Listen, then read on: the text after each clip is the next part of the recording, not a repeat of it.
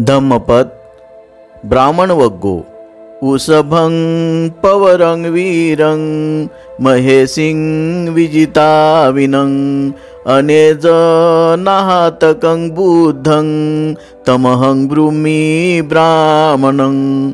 जो वृषभ सर्वश्रेष्ठ, पवर श्रेष्ठ, वीर विजयवान, निष्कंप, स्नातक, बुद्ध आहे त्याला मी ब्राह्मण म्हणतो। अर्थकथा।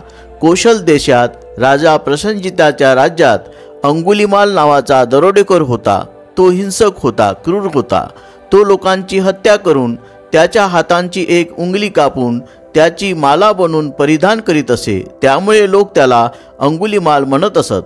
त्या अत्यंत भयानक अंगुलीमालला बुद्धांनी बुद्धिबलाने जिंकले।